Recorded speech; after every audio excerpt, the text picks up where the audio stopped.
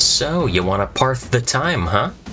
Then saddle up, because you've come to the right place for your Parthia Faction guide. Parthia in-game was a region located in what is today northeast Iran, and moved as the polity gained political prominence. In 270 BC, the start of the imperial campaign, Parthia should actually be a vassal under the Seleucid Empire, as the Parthian Empire only gained independence from the Seleucids in 247 BC. It was a vassal again for a short time, then once again reasserted its independence and ruled over much of what is today Iran until they themselves were taken over by the Sasanian Empire in 224 AD. The Parthian Empire's battlefield advantage was the invention of the Parthian shot, the ability of a horse archer to turn their back and fire arrows at pursuing enemies. This required great skill, as the stirrup had not yet been invented. Parthia is of Eastern culture, alongside Armenia and Pontus, meaning you will be limited to dirt roads, but in retort, you have access to the unique Silk Road buildings, which can be quite profitable in rich coastal cities. Note, they do not need to be connected to your easternmost cities that you begin the game with. They can be built anywhere. Parthia is also unique to Rome 1 in that it is the only faction in the entire game with exactly one type of religious building, referencing the Zoroastrian religion, but this does not confer any bonuses or malices. Let's meet your roster. For your infantry, you may recruit peasants, which should only be used to garrison cities. Your Tier 1 infantry are the much-maligned Eastern Infantry, which you may have heard be called Pink Pajama Men. It is an appropriate moniker, as the unit is among the most useless non-peasant infantry in the entire game. Your Tier 2 infantry unit is also your last, Hillmen. In truth, their stats don't matter all that much for Parthia, as the most they will need to do is hold a line so your ranged units can shell enemy units, which they can do decently. Your first tier cavalry unit is also your best, the Horse Archer. It is also shared by Armenia and Scythia, and they will be the core of your mobile army. Their 7 missile attack multiplied by their ammo means they actually inflict more ranged damage than their upgrade, the Persian Cavalry. Their downside, however, is their lower morale and defense. You may sometimes notice enemy light cavalry will simply chase your horse archers literally off the battle map, thereby neutralizing your advantage. Since they are still the most cost-effective unit in your roster, I'd recommend using them all game until you reach the well-armored Roman and Greek units. The second cavalry unit is the Persian Cavalry.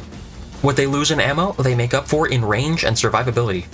As long as you're in Asia, they are less optimal than the horse archers. Most armies you can handle with just your missile attacks, but these can be more useful against armored Greek and Roman armies, who may need to be charged in order to break. The third cavalry unit is the cataphracts. This is by far and away the most armored heavy cavalry in all of Rome 1, and will inflict a lot of damage even to the strongest infantry and cavalry you face all game. They also get an armor-piercing secondary weapon, which will be useful against generals' bodyguards.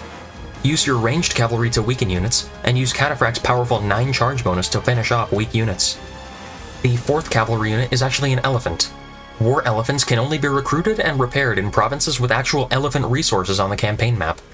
They are extremely strong at 12 hit points and are consequently extremely expensive, 2,520 denarii to recruit and costing 490 denarii every turn.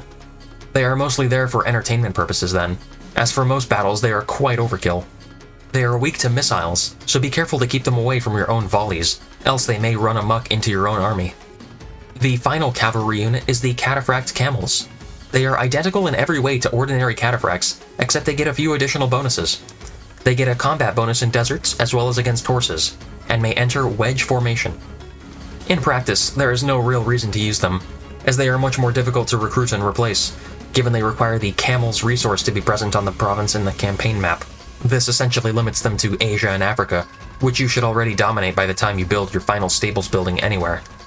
Your first ranged unit is the Slingers, who are only useful in the early game against slow-moving spears and possibly sapping walls, and that's it. Archers are standard and offer additional ranged firepower for your missile cavalry of choice.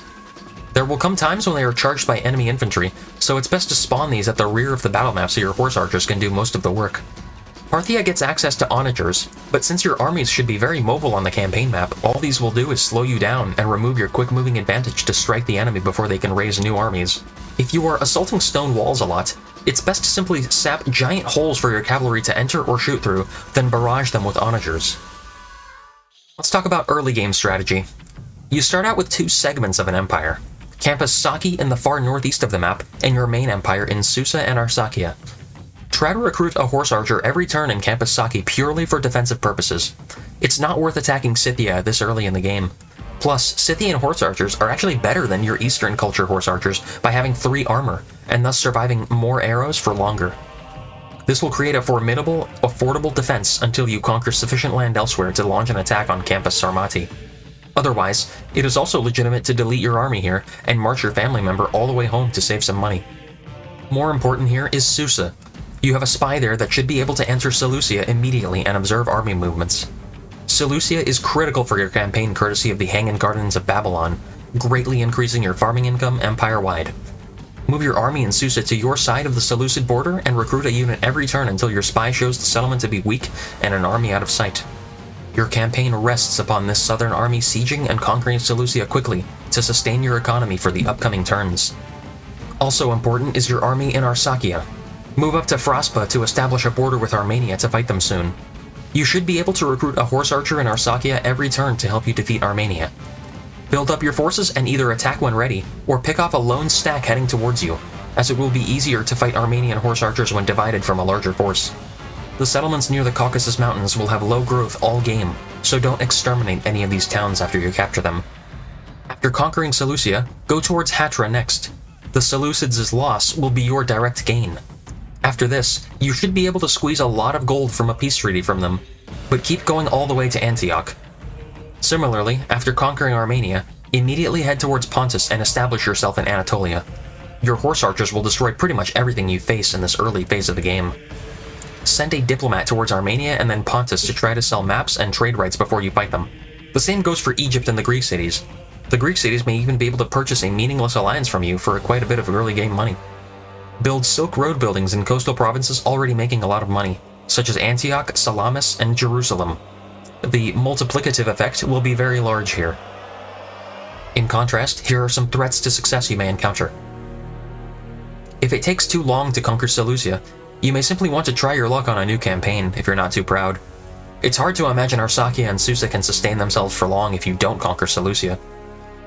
Before you conquer Antioch, make sure you have close to a full 20-stack army prepared to fight Egypt almost immediately. They are the strongest faction on this half of the campaign map, and will have seemingly endless soldiers and money to throw at you. The only way you're going to beat them is by being more cost-effective with your horse archers, as their chariots have almost no defense.